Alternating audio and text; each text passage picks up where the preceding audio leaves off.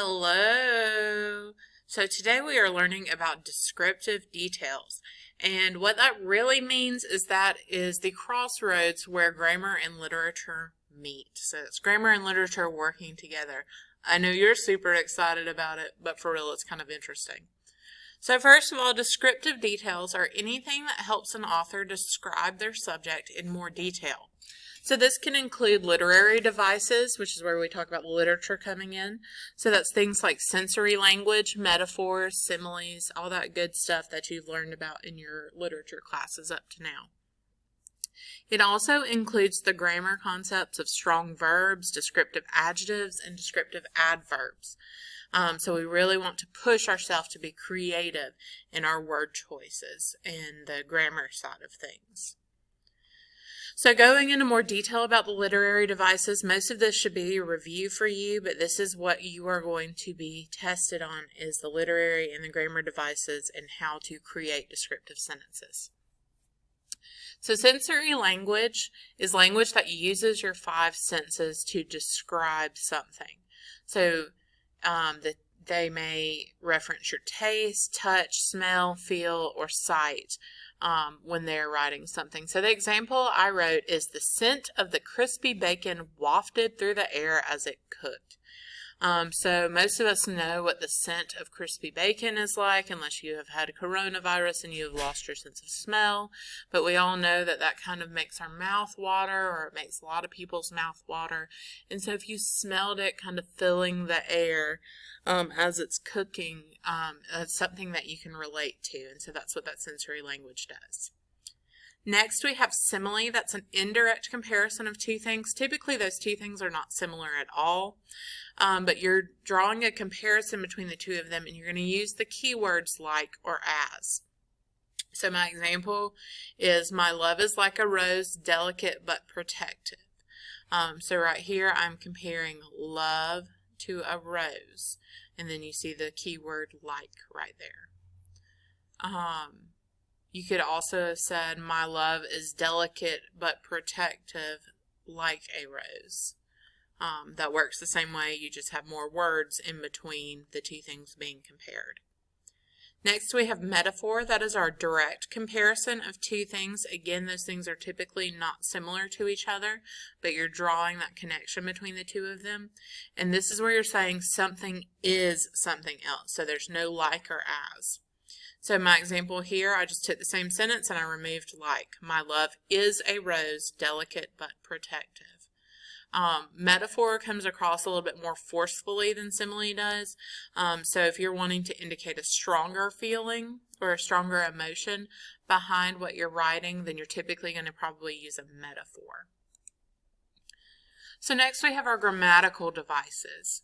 So these are our grammar concepts that really help us use descriptive detail in writing. First, we have strong verbs. So these are precise, concrete verbs that deliver the action in the sentence. So in the first example I gave you, she held the baby while it cried. Well, she's holding the baby, but you can hold a baby all different kinds of ways. And so that's kind of a weak verb. You want to give a little bit more detail in that action. So instead I wrote, she cradled and rocked the baby while it cried. Cradled and rocked are both action verbs, and they give me a little bit more detail. So if you're holding a baby, you could hold it with one arm, you could hold it with two arms, you could hold it like a sack of potatoes. It's not really detailed, but if you're cradling something, you're using both arms and holding it close to you, and then that rocking motion adds a little bit more detail as a strong verb. Next, we have adjectives. So you really want to push yourself to use descriptive adjectives. This is where you want to look at synonyms and kind of evaluate the connotation of those synonyms for words that are commonly used. The adjectives are words that describe nouns or pronouns. So those are typically like your color and number words and things that describe appearances. So I have the tiny fluffy duck waddled after its mother. Tiny and fluffy are both strong adjectives that give you kind of a more clear picture of what the duck looks like. If I didn't want to be clear, I could just write the small duck waddled after its mother. Small doesn't really tell me a whole lot. Small could be a teenage duck, or it could just be a really small species of duck. But with this, with tiny and fluffy, we can kind of conclude that it's a baby duckling. Next, we have adverbs. Those are words that describe verbs, adjectives, and other adverbs. So these are like our super descriptors. They typically will end in ly, but the most commonly used adverb is actually very.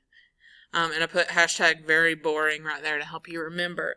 So when people describe things, it's typically like it's very easy, or it's very hard, or it's very soft.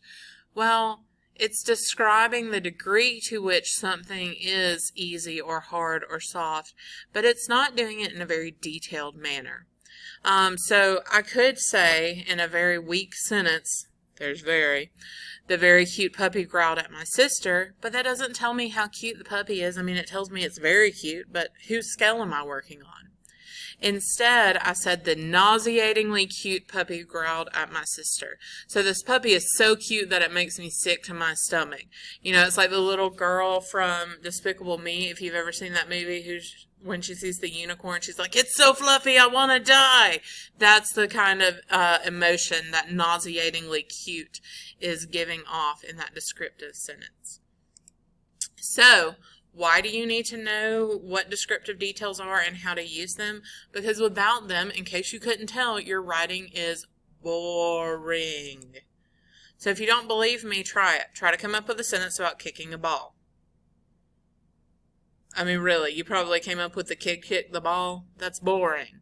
There's no detail in that. Who is this kid? Is it someone I know? What do they look like? Like, if the police came up and asked you to identify the child who kicked the ball that broke someone's window, if you just put the kid kicked the ball, they're not going to know who to look for. So instead, what if you wrote, the golden-haired kid punted the rough red kickball across the field of peanuts and into the farmer's yard?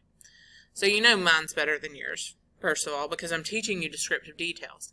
But if you'll notice right here, we have golden-haired, which is describing kids, so that's an adjective that gives more detail. Punted is a very strong verb. It tells you that he intentionally, kicked it. He kicked it with force that made it more airborne. And then the rough red kickball. So rough and red are both describing kickball. So again, we've got descriptive adjectives across the field of peanuts and into the farmer's yard. So I'm even adding something that I didn't go over, which are prepositional phrases to this to give more specific detail. Across the field of peanuts and into the farmer's yard. It's telling you precisely where the ball went. So let's try it again. I want you to write a descriptive sentence about a lunchbox that you found under your bed. Now, this could be a lunchbox that has relatively recently been found under your bed, but a really fun descriptive lunchbox to write about would probably be one that's been there for a while. So think about what would be in that lunchbox, what it would look like, what it would smell like, maybe even if you heard a weird sound coming from beneath your bed. And so really try to come up with those descriptive details to push it. If you really like the sentence you come up with, message me on Schoology and send it to me. I want to see what you come up with. Try to gross me out. All right, that's all I have for you today. As always, if you have any questions, get up with me. Have a good day.